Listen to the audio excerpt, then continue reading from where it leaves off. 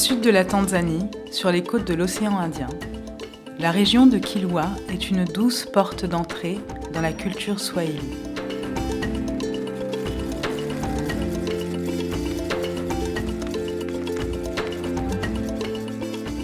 Facilement accessible depuis Dar es Salaam ou Zanzibar, toute proche de la plus grande réserve d'Afrique, le Selous, ce delta et son archipel ont su préserver une culture, une nature paradisiaque et les vestiges de l'histoire.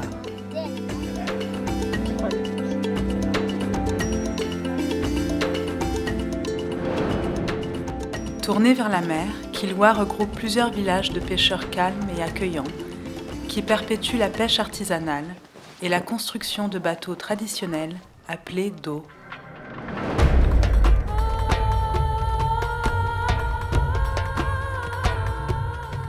Ces voiliers relient la petite ville de Masoko aux îles de Songo Mnara et Kilwa Kisiwani, classées au patrimoine mondial de l'UNESCO.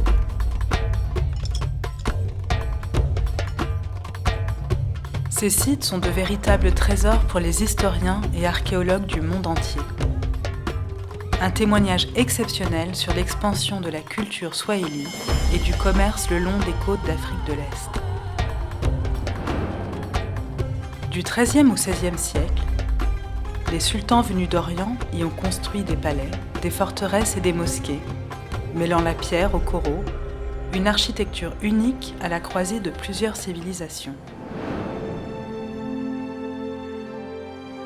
Les marchands de Kilwa échangèrent or, argent, perles, parfums, faïences de Perse, porcelaine de Chine et plus tristement les esclaves, contrôlant ainsi une bonne part du commerce de l'océan Indien.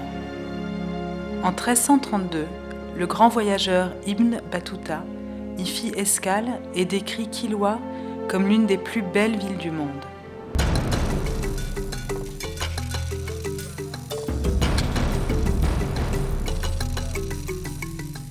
Aujourd'hui, c'est la petite ville de Masoko qui accueille les voyageurs venus par la route ou en avion de Dar es Salaam.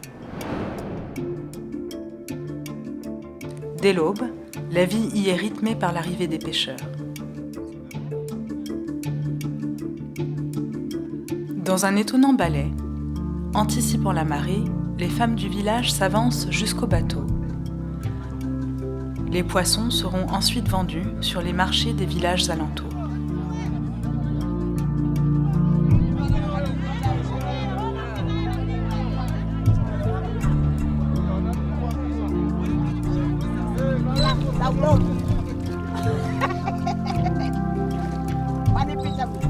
Les habitants de Kilwa sont pour la plupart pêcheurs, commerçants, agriculteurs et aussi sauniers.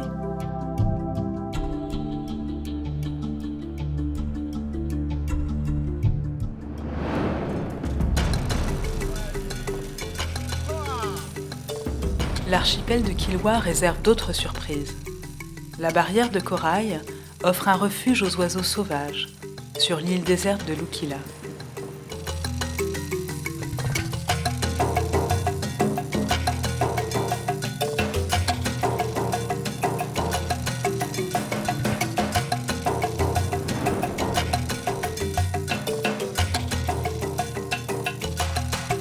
Les eaux émeraudes de son lagon sont aussi le terrain de chasse des pêcheurs de poulpes, l'une des bases de la cuisine swahili.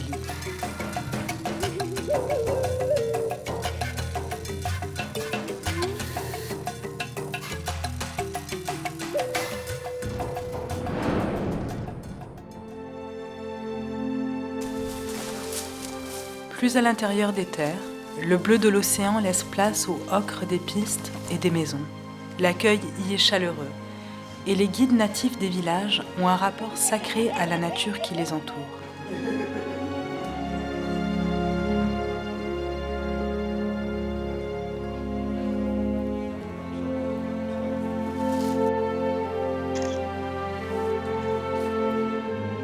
Laissez-vous guider dans ces incroyables grottes ou dans les sources alentours où se prélassent les hippopotames.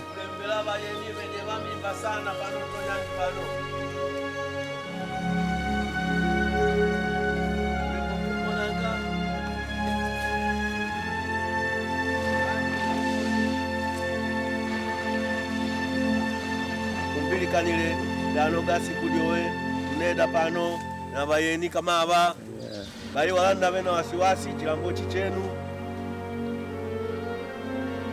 Pour accéder à toutes ces richesses et bien d'autres encore, installez-vous à Masoko, proche des plages de l'océan Indien. Vous trouverez hôtel et hébergement chez l'habitant pour une immersion inoubliable dans la culture swahili.